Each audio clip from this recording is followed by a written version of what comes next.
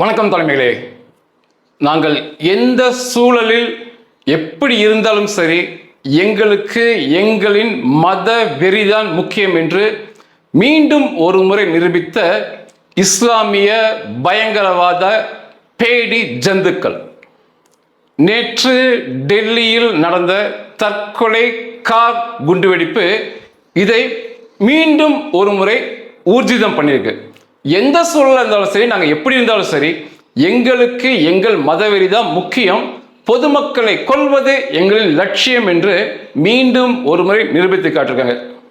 முதல்ல இந்த பயங்கரவாதிகளுக்கு ஒரு என்னுடைய கருத்து, இப்படி பொதுமக்களை கொல்வதாலோ வேறு எந்தவித பயங்கர தாக்குதல் நடத்துவதாலோ இந்தியாவிலும் உலகமெங்கும் உள்ள மக்கள் நிச்சயமா பயந்துக்கவே மாட்டாங்க. முதல்ல இந்த பேடி ஜந்துக்கள் அதை புரிஞ்சுக்கணும். நீ குண்டு வைக்கிறனால, பொதுமக்களை கொல்றனால ஒரு காலமும் பயம் என்பது துளியுமே வராது. மாறாக இரு சமூக மக்களுக்கு இடையே ஒற்றுமையாக வாழ்ந்து கொண்டிருக்கும் இரு சமூக மக்களுக்கிடையே ஒரு ஒற்றுமை குலைச்சல், ஒரு வெறுப்புணர்வு தான் இதன் மூலமா வளரும். நீ அதுதான் பண்ணிட்டு இருக்க. நீ பண்றனால எந்த வித நல்ல காரியம் ஏற்பட போவதில்லை. மாறாக உன் சமுதாயத்தை சார்ந்த மக்கள் மீது ஒரு வெறுப்புணர்வு தான் வரும். இதை தான் நீ தொடர்ச்சியாக செஞ்சுட்டு இருக்க. இதை தடுக்க வேண்டிய கடமை முதல்ல இஸ்லாமிய பெருமக்களுக்கு தான் உள்ளது. இதை தைரியமா நிச்சயம் என்னால் பதிவு பண்ண முடியும்.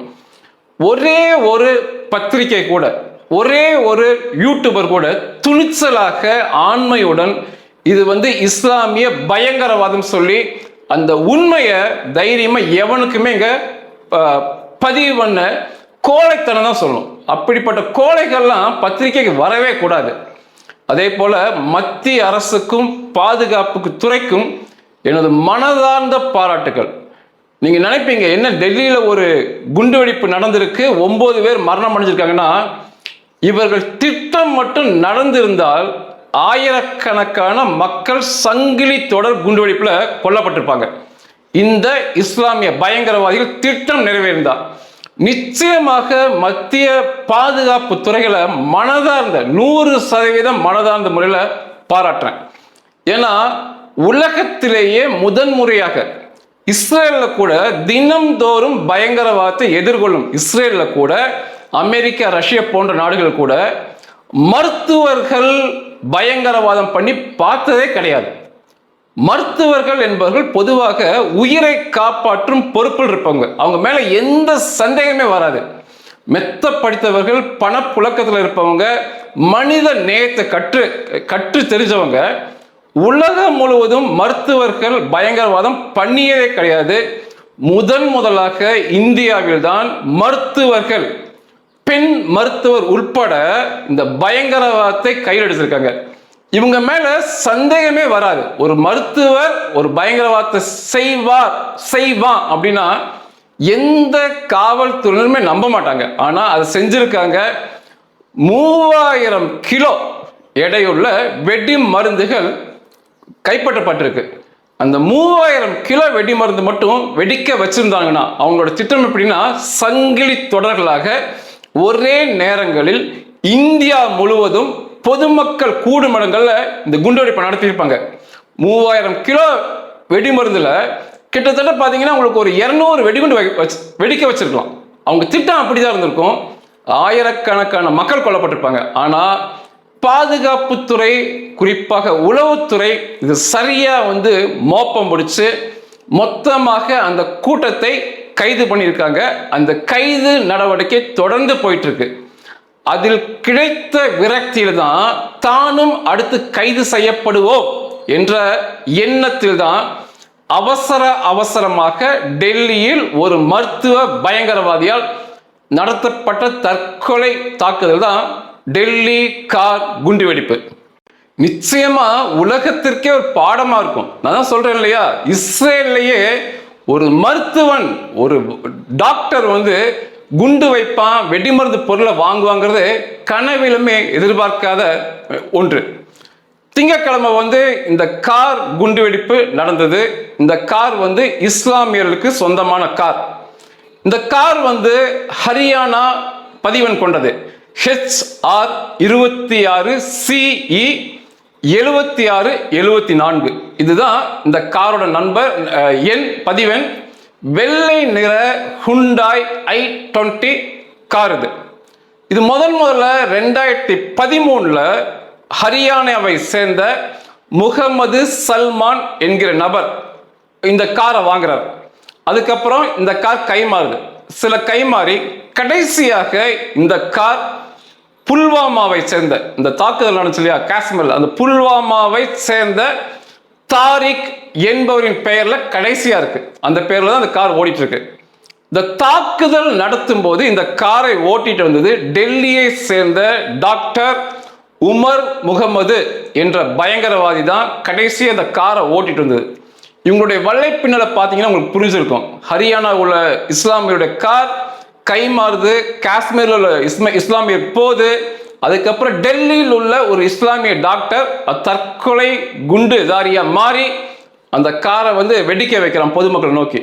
எந்த அளவுக்கு வலைப்பின்னர்கள் இவங்களுக்கு போதும் உங்களுக்கு புரிஞ்சிருக்கும். இது நேற்று திங்கட்கிழமை மதியானத்துல ஒரு 3 மணி நேரம் அந்த கார் அந்த செங்கோட்டை அந்த பகுதியில் உள்ள மசூதியின் அருகில் சும்மா நிக்க வைக்கப்பட்டிருக்கு மதியான நேரத்தில். ஏன் மதியான நேரத்தில் அவன் சும்மா நிப்பாட்டி இருக்கான் அந்த பயங்கரவாதினா, அந்த நேரத்தில் பொதுவாக பெரிய அளவில் மக்கள் கூட்டம் இருக்காது.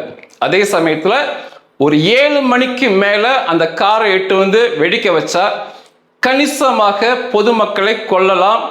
அனைவருமே பெண்கள், ஆண்கள், குடும்பம், குழந்தைகள் உட்பட பணி முடிஞ்சு தங்கள் வீடுகளுக்கு திரும்பும் நேரம், வேற எங்காவது செல்லும் நேரம், அந்த நேரத்தை அவன் தேர்ந்தெடுத்து 3 மணி நேரம் மசூதியின் அருகில் சும்மா அந்த காரை நிறுத்தி வச்சு அதுக்கப்புறம் ஒரு 6:30 மணிக்கு மேல அந்த காரை அவன் மெதுவா ஓட்டிட்டு வரான். எங்க அதிக ஆட்கள் இருப்பாங்க அப்படின்னு யோசித்துக்கிட்டே அந்த காரை மெதுவா ஓட்டிட்டே வரான். அப்படியே ஓட்டிட்டு வரவன் திங்கட்கிழமை இரவு 7 மணிக்கு கொஞ்சம் முன்னால, ஒரு 10 நிமிஷத்துக்கு முன்னால டெல்லியில் உள்ள செங்கோட்டை அங்க மெட்ரோ ஸ்டேஷன் கேட் நம்பர் 1 அந்த இடத்துல ஒரு சிக்னல் இருக்கு. அந்த சிக்னலுக்கு அவன் வரும்போது ரெட் லைட் போடுறாங்க, சிவப்பு விளக்கு போடுறாங்க, கார்ல நிக்கணும். அவனும் அங்க கார் நிப்பாட்டுறான். நேரம் 7 மணி சரியான நேரம். சுத்தியும் பார்க்கறான். அந்த இடத்துல அவனை காரை சுற்றிலும் கார்கள், ஆட்டோக்கள், இருசக்கர வாகனங்கள், மக்கள். அவனுள்ள இருக்க ஒரு அந்த பயங்கரவாதி, அவன் என்னதான் டாக்டர் இருந்தாலும் அந்த பயங்கரவாதி கண் முழிக்கிறான். ஏன் இந்த தாக்குதலை அவன் நடத்துறான் அப்படின்னா, அதுக்கு முன்னால்தான் அந்த கடந்த தினங்களாவே ஒரு மருத்துவர்கள் கூட்டமைப்பு வலைப்பின்னல் தொடர்ச்சியாக பயங்கரவாதத்தை செய்ய போகிறார்கள் சொல்லி கைது பண்ணிக்கிட்டே இருக்காங்க. அந்த வலைப்பின்னல்ல இவனும், இந்த டாக்டரும் அதுல ஒருத்தன். கிட்டத்தட்ட 3000 கிலோக்கு மேல வெடிபொருட்கள், ஆயுதங்கள் கைப்பற்றிருக்கிறாங்க. அடுத்து இவன்கிட்ட தான் வருவாங்க காவல்துறையினர். இன்னைக்கெல்லாம் நிச்சயமா எவனுமே தப்பிக்க முடியாது பயங்கரவாதம் செய்யறவன். ஏன்னா செல்போன், ஒருத்தனை கைது பண்ணா அவனை மிக பெருசா அடிச்சு விசாரிக்க வேண்டிய அவசியமே இல்லை. அவன் செல்போனை எடுத்துட்டு அவன் என்னதான் எந்த முறையில அந்த செல்போனுக்குள்ள இருக்கிறத அழிச்சிருந்தாலும் சரி, அதையெல்லாம் பின்னால் எடுக்கலாம், ரெக்கவரி பண்ணலாம். காவல்துறையினட்ட அந்த சாஃப்ட்வேர் இருக்கு. அதன் மூலமா எடுத்தாங்கன்னா அந்த வலைப்பின்னல் முழுசா வந்துடும். யார்கிட்ட பேசினா, எத்தனை நேரம் பேசியிருக்கான், என்னென்ன போட்டோ அனுப்புறான், எல்லாத்தையுமே கண்டுபிடிச்சிருவாங்க. ஆக மொத்தம் இந்த காரை ஓட்டியவனோட பேர் டாக்டர் உமர் முகமது. அவனுக்கு தெரியுது அவன் நண்பர்கள் எல்லாம் கைதாயிட்டு இருக்காங்க, அடுத்து இவன் தான். அதனால கைது ஆவதற்கு முன்பாக இந்த அப்பாவி பொதுமக்களை கொன்னுட்டோம்னா சொர்க்கம் கிடைக்கும், தன்னோட குடும்பத்திற்கும் சொர்க்கம் கிடைக்கும். சொர்க்கத்துக்கு போனா 72 கன்னி கிடைப்பாங்க, கன்னிகள். அப்போ நம்ம அங்க என்ஜாய் பண்ணலாம் அப்படின்ட்டு இந்த பொதுமக்களை கொல்லும் எண்ணத்துக்கு அவன் வரான். 7 மணி சிவப்பு விளக்கு போடுறாங்க, சுத்தி பார்க்கறான், எல்லாம் கார், எல்லாம் பொதுமக்களா இருக்காங்க. அப்போ அந்த காரை அவனோடு சேர்ந்து பயங்கரமா வெடிக்க வைக்கிறான். டெல்லி எதிர்பாராத, பார்த்திராத மிகப்பெரிய வெடிப்பு ஏற்படுது. இதுல வெடிகுண்டுகளை, வெடி மருந்துகளை ஏற்றி சென்ற அவனுடைய கார், அதுதான் முதன்மையான கார். அதிலிருந்து அவன் முதன்மையான நபர். முற்றாக ஒண்ணுமே இல்லை, துண்டு துண்டு ஆகி போயிடுது, அந்த காருமே சிதறிடுது. அதை ஒட்டி நின்ற 6 கார்கள், 2 ஆட்டோக்கள், 6 இருசக்கர வாகனங்கள், பொதுமக்கள். அதாவது சுற்றளவு ரேடியஸ் அப்படிம்பாங்க, 100 மீட்டர் அளவுக்கு மாபெரும் குண்டை போட்டது போல எல்லாம் செதறி தீப்பிழம்புகளோட ரொம்ப ஒரு கொடூரமான காட்சியை அந்த இடத்துல பார்க்க முடிஞ்சுச்சு. சம்பவ இடத்துல அவனோடு சேர்ந்து 9 பேர் கொடூரமான முறையில் கொல்லப்பட்டிருக்காங்க. அடையாளம் தெரியாத அளவுக்கு 35 பேருக்கு மேல படு காயம் அடைஞ்சிருக்காங்க, மருத்துவமனையில் இருக்காங்க. அதில் சிலருடைய நிலைமை கவலைக்கிடமாக இருக்கு. ஒரு மிகப்பெரிய தாக்குதலை நடத்தி முடித்துவிட்டு அவனுமே சிதறி போயிட்டான். இப்போ அவனை கண்டுபிடிக்கணும் அப்படின்னா அவன் துண்டு துண்டா போனனால அவனுடைய அம்மாவையும் அவனுடைய 2 சகோதரர்களுமே கைது செஞ்ச இந்த டெல்லி டாக்டர் உமர் முகமதுடைய அம்மாவையும் 2 சகோதரர்களும் கைது பண்ணியிருக்காங்க. அந்த டிஎன்ஏ சாம்பிள்ஸ் மூலமாக, இரத்த பரிசோதனை டிஎன்ஏ சோதனை மூலமாக சிதறி கிடக்கும் உடல்கள்ல ஒன்று அவனுக்கு இருந்துச்சுன்னா நிச்சயமாக இது தற்கொலை குண்டு வெடிப்பு, இது நடத்தியவன் டாக்டர் உமர் முகமது சொல்லி 100% வெளியே சொல்லுவாங்க. ஆனா தொடக்கத்தில் இதெல்லாம் பார்க்கும்போது இஸ்லாமிய தற்கொலை தாக்குதல், அதுவுமே ஒரு மருத்துவன் நடத்திய, உலகத்தில் முதல் முறையாக நடத்திய தாக்குதல் புரியுது. இதுல சில சந்தேகங்கள் காவல்துறைக்கு ஏற்பட்டுருச்சு. அந்த வெடிப்பு நடந்த சம்பவ இடத்துல ஒரு ஆணிகளோ பால்ரஸ் குண்டுகளோ வேற ஏதாவது சிறிய பேரிங்குகளோ இரும்பு பொருளோ எதுவுமே இல்லை. சாஃப்ட்னர்ஸ் அப்படிம்பாங்க. அதாவது முதன்மை வெடிப்புங்கிறது அந்த வெடி மருந்துகளால் ஏற்படும். நிச்சயமாக காரோட டிக்கியில அந்த வெடி மருந்துகளை வைத்து ஒயர் மூலமாக, ரிமோட்டில் ஒயர் மூலமாக அது தூண்டி இருக்கலாம், அல்லது ரிமோட்ல வெடிக்க வச்சிருக்கலாம். காரின் டிக்கில தான் அதிக அளவு வெடி மருந்து அவன் வச்சிருப்பான். அம்மோனியம் நைட்ரேட்னு சொல்றாங்க. இது முதன்மை வெடிபொருளாக இருக்கும். அம்மோனியம் நைட்ரேட் அதோட சேர்ந்த சில கலவைகள் தான் அதை வெடிக்க வைக்கும். ஆனா அதை போல பொதுமக்கள் கூடும் இடத்துல அதிகமாக பொதுமக்கள் கொல்லணும்னா அது கூட அந்த வெடிப்பொருட்களோட இந்த சிறிய ஆணிகள், பால்ரஸ் குண்டுகள், சின்ன சின்ன பேரிங்குகள், இரும்பு துணுக்குகளை சேர்த்துவானுங்க.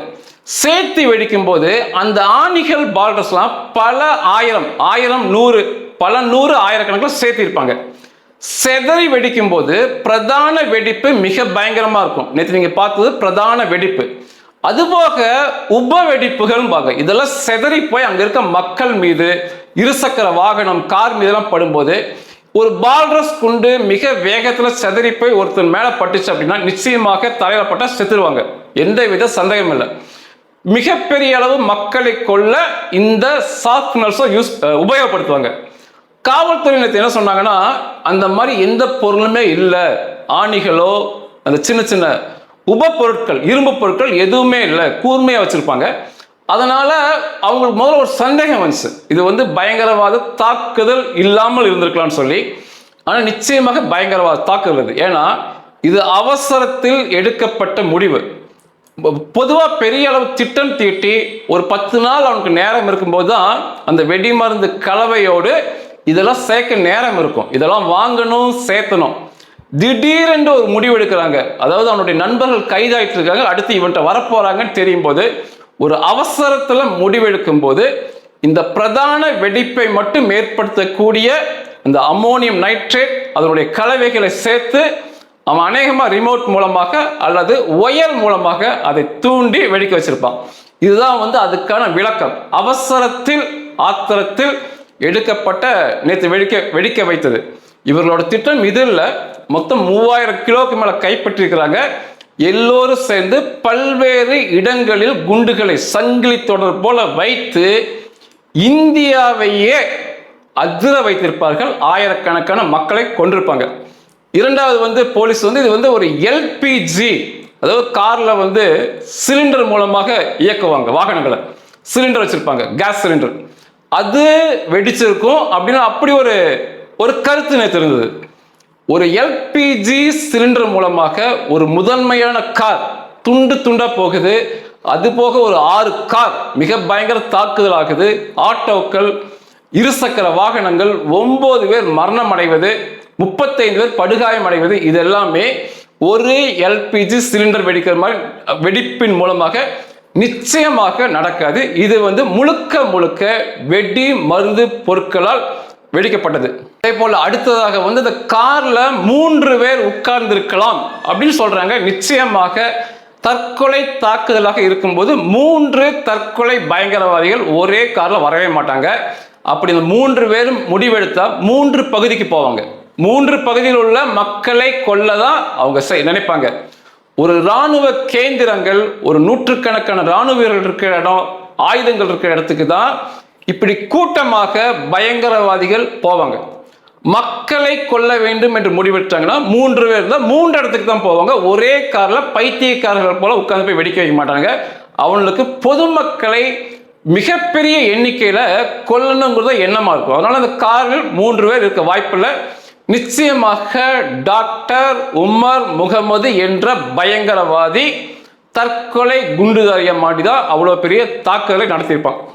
நிச்சயமாகவே இந்த சம்பவம் அநேகத்தை யோசிக்க வைக்கிறது. உலகம் முழுவதுக்கும், இந்தியாவுக்கு மட்டுமல்ல, மெத்த படிக்கிறாங்க. ஒரு டாக்டர் என்பவன் 5 வருஷம் படிக்கிறான். அது போக ஒரு மனித நேயத்தோடு நோயாளிகளை அணுகி சிகிச்சை கொடுக்கிறான். அப்படி இருக்கும் ஒரு டாக்டர் இப்படி வெடிகுண்டுகளை வெடிக்க வைத்து மக்களை, குழந்தைகள் உட்பட, பெண்கள் உட்பட ஒரு மக்களை கொல்லுவான் அப்படிங்கிறத முதன்முறையா உலகம் இங்கதான் பார்க்குது. இது வரைக்கும் எங்கேயுமே உலக சரித்திரத்தில் இப்படி ஒரு டாக்டர்கள் மருத்துவர்கள் இப்படி பயங்கரவாதியா மாறிய சரித்திரமே இல்லை. இதுல 5 டாக்டர்கள் இதுவரைக்கும் இந்தியா முழுவதும் கைது பண்ணியிருக்காங்க. இந்த கைது வேட்டை இனி தொடர்ச்சியாக நடக்கும். இன்னும் கைது பண்ணுவாங்க. உத்தரப்பிரதேசம், ஹரியானா, ஜம்மு அண்ட் காஷ்மீர், குஜராத் போன்ற மாநிலங்களில் தொடர்ச்சியாக கைது நடவடிக்கை போயிட்டு இருக்கு. இந்தியா பூரா மிகப்பெரிய எச்சரிக்கை, முன்னெச்சரிக்கை நடவடிக்கை எடுக்கப்பட்டிருக்கு. இதுல ஒரு டாக்டர் பேரு டாக்டர் முஜமில் சக்கீர், இவன் ஒருத்தன். 2வது டாக்டர் அப்துல் அகமத் ராத்தர், இது இவன் 2வது. 3வது டாக்டர் அகமது முஹேதீன் சையீத், 3வது. 4வது பெண் டாக்டர், பெண்ணுமே உடனே இருந்திருக்காங்க, டாக்டர் சக்கீன் சாஹித், 4வது. 5வது டாக்டர் அகமது சையத். இந்த 5 பேர் கைது செய்யப்பட்டிருக்காங்க. 6வது பயங்கரவாதி டாக்டர் உமர் முகமது துண்டு துண்டா சிதறி போயிருக்க நம்பப்படுது. அந்த டிஎன்ஏ, அவங்களுடைய அம்மா சகோதரர்கள் ரத்த மாதிரியை வைத்து பரிசோதித்து முடிவு பண்ண பிறகுதான் 100க்கு 100% அவன் கார்ல உட்கார்ந்து தற்கொலை குண்டுதாரியா மாறினானா, ஒருவேளை காரை அந்த சிக்னல்ல நிப்பாட்டும் போது தப்பித்து ஓடி ரிமோட் மூலமாக வெடிக்க வைத்தான் புரிய வரும். அநேகமாக தற்கொலை குண்டுதாரியா மாறியிருப்பான். ஏன்னா தப்பிக்க வாய்ப்பே இல்லை. அவனுடைய சகாக்கள் எல்லாமே கைது பண்ணப்பட்டிருக்காங்க. நிச்சயமா அவன் தான் வருவாங்க. விசாரணை மிக கடுமையா இருக்கும். அதனால அந்த விசாரணைக்கு உட்படுவதற்கு பதிலாக இப்படி குழந்தைகள், பெண்கள் சிக்னல்ல காத்திருக்கவங்க கொண்டுட்டா சொர்க்கம் கிடைக்கும், 72 கன்னி கிடைக்கும்னு ஒரு மூடத்தனத்திலும் மூடத்தனமான கருத்துல அவன் செத்து போயிருப்பான், சதவிப்பான் நினைக்க தோணுது. தொடர்ச்சியான இந்த சோதனைகள் ரெய்ட் பண்ணதுல 2900 கிலோக்கு மேல வெடி மருந்து பொருட்கள், அதிகமாக அம்மோனியம் நைட்ரேட் கைப்பற்றப்பட்டிருக்கு. இந்த அம்மோனியம் நைட்ரேட் தான் இந்த கார்லையும் வெடிக்கப்பட்டிருக்கு. இவங்கெல்லாம் ஒரே கூட்டணி சேர்ந்தவங்க புரியும். அநேகருக்கு சந்தேகம் வரும், 2900 கிலோ 3000 கிலோ வெடி மருந்து பொருட்கள் எப்படி இவங்க கை கிடைச்சது அப்படின்னா, முதல்ல இவர்கள் அனைவருமே மருத்துவர்கள். இவங்க மேல எந்தவித சந்தேகமும் வராது. இவங்க கிட்ட பணப்புழக்கம் அதிகம். இவர்கள் எல்லோருமே கார்களை வைத்திருக்கிறார்கள். இதில் ஒரு பெண் மருத்துவரும் இருக்காங்க. நிச்சயமா எந்த சந்தேகம் இவங்க மேல வராது. இராணுவ ரீதியான வெடிமருந்து பொருட்கள் தான் இவ்வளவு வாங்கியிருந்தாங்கன்னா அதிசயப்படணும். ஆர்டிஎக்ஸோ, டிஎன்டிஓ, பிஇடிஎன்ஓ, ஹெச்எம்எக்ஸோ இதை போல இராணுவ ரீதியாக பயன்படும் வெடிமருந்து பொருளை இவ்வளவு வாங்க முடியாது. அது பயங்கரவாத இயக்கங்கள்னால தான் வாங்க முடியும். தனிப்பட்ட இந்த இஸ்லாமிய பயங்கரவாதிகளால் இந்த அளவு எண்ணிக்கையில் வாங்க முடியாது.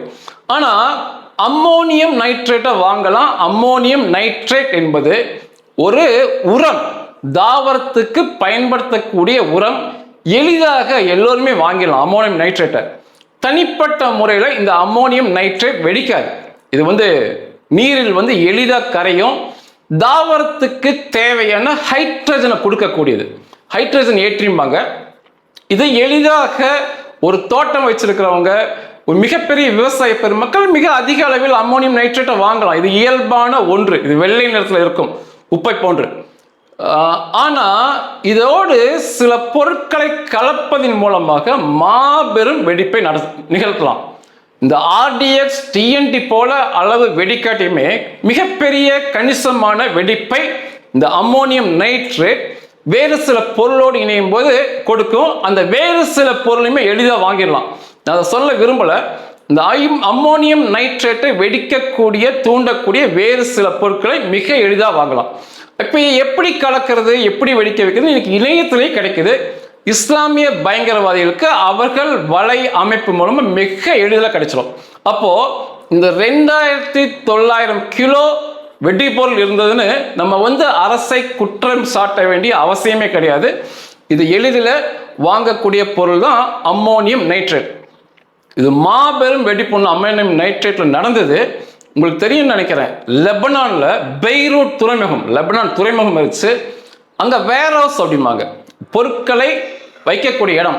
அந்த பாதுகாப்பு கிடங்குகள்ல லட்சம் லட்சம் கிலோக்கள்ல அம்மோனியம் நைட்ரேட்டை இந்த ஹிசபுல்லா பயங்கரவாதி பதுக்கி வச்சிருந்தான். தனிப்பட்ட முறையில் அந்த அம்மோனியம் நைட்ரேட் வெடிக்கவே வெடிக்காது. இது இஸ்ரேலிய உளவுத்துறைக்கு தெரிய வந்தது. இந்த அம்மோனியம் நைட்ரேட் இஸ்ரேல் மக்களுக்கு எதிராக பயன்படும் வருங்காலத்தில் தெரியும் போது அதோட எடை லட்சம் லட்சம் லட்சம் கிலோக்கள், மாபெரும் எண்ணிக்கை அது.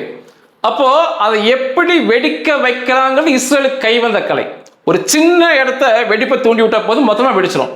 அப்படி இஸ்ரேல் உளவுத்துறை மூலமாக அதை தூண்டி விட்டாங்க.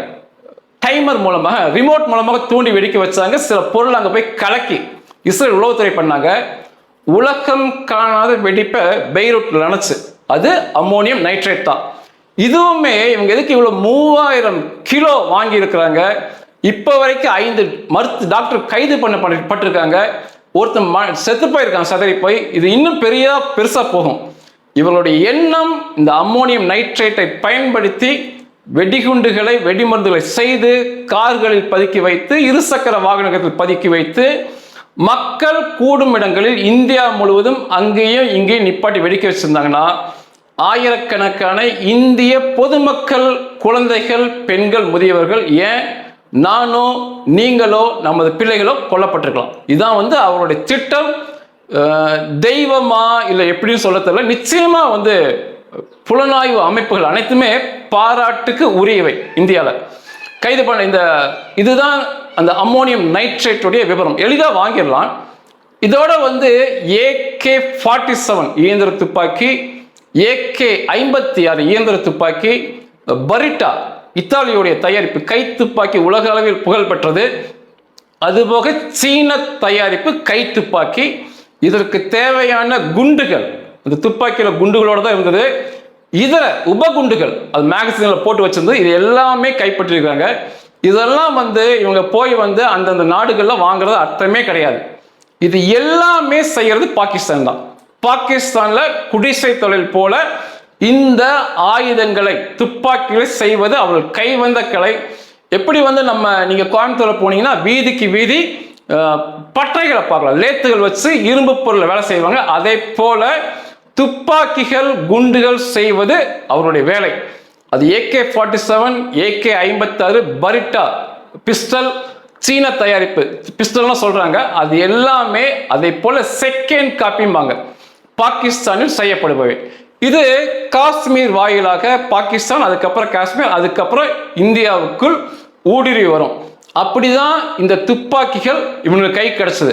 இது அந்தந்த நாட்டுக்கு சொந்தமான துப்பாக்கிகள். இத்தாலி பரிட்டாலும் அவ்வளவு எளிதாக வாங்க முடியாது. இது பாகிஸ்தான்ல இருந்து ஊடுருவி எல்லைகள் வழியா உள்ள வருது. ஒரு 5000 ரூபாய் கொடுத்தீங்கன்னா ஒரு தரமான கை துப்பாக்கி பாகிஸ்தான்ல வாங்கிடலாம். பரிட்டா மாதிரி 9mm போல. அதே போல ஒரு 15,000 ரூபாய் கொடுத்தீங்கன்னா AK-57, AK-47, AK-47, AK-56 வகை துப்பாக்கி, அதே போல தோட்டாக்களுடன் நம்ம பாகிஸ்தான்ல வாங்கிடலாம். அப்படி கிடைத்த ஆயுதங்கள் தான் இவனுக்கு வைச்சிருந்தது. அதில் அந்த பெண் மருத்துவர் கூட ஆயுதம் வச்சிருந்தாங்கன்னு சொல்லப்படுது. அதுபோக இதை வெடிக்க வைக்கக்கூடிய பேட்டரிகள், டைமர்கள், ஒயர், இதை போன்ற பிற பொருள், இது எல்லாமே எளிதாக வாங்கலாம். இதெல்லாமே வைத்த மிகப்பெரிய கும்பல் கைது பண்ண இன்னைக்கு சிறைக்கு அனுப்பியிருக்காங்க. இந்த வேட்டை தொடரும். வருகின்ற நாட்களில் இந்தியா முழுவதும் இது முழுக்க முழுக்க மருத்துவர்கள் தான் கைதாகிட்டே இருக்காங்க. மெத்த படிச்சிருக்காங்க, பல்கலைக்கழகத்தில் படிச்சிருக்காங்க, பெரிய பெரிய மருத்துவமனையில் வேலை செஞ்சிருக்காங்க, கார்களோடு இருந்திருக்காங்க, நல்ல வாழ்க்கை வாழ்ந்திருக்காங்க. அப்படி இருந்துமே அந்த மத வெறி அவனுக்கு கூடயே இருந்திருக்கு. திட்டம் மட்டுமே நிறைவேறி இருந்தால் ஆயிரக்கணக்கான பொதுமக்கள், பிஞ்சு குழந்தைகள் கூட கொல்லப்பட்டிருப்பாங்க. நிச்சயமாக இந்த இஸ்லாமிய பயங்கரவாதிகள் தங்களை சீர்தூக்கி பார்க்க வேண்டிய நேரம் இது. நீங்கள் இப்படி செய்வதால எந்தவித பயமும் ஏற்படாது. மாறாக வெறுப்பு உணர்வுகள் தான் சமூக மக்களிடையே ஏற்படும். அதுபோல இந்தியா, உலகமே இது கண்டிப்பா பார்க்கணும்.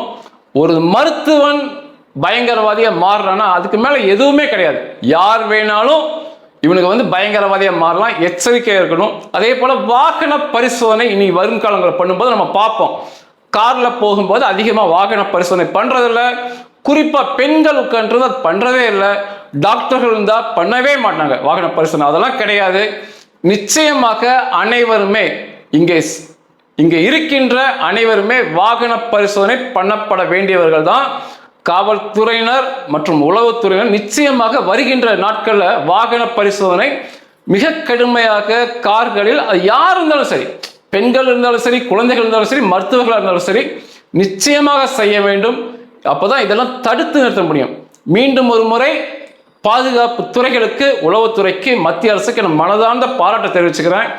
ஒரு டாக்டர்கள், நீங்களும் தெரிஞ்சுக்கணும், உலகம் முழுவதும் டாக்டர்கள் பயங்கரவாதம் செய்தார்கள் என்று கைது பண்ணிய வரலாறே இல்லை. மிகச் சரியாக முன்னமே கண்டறிஞ்சு கைது பண்ணியிருக்காங்க. இந்த 9 பேர் பொதுமக்கள் மரணம் அடைந்த டெல்லியில அதில் 1000ல் 1 தான்.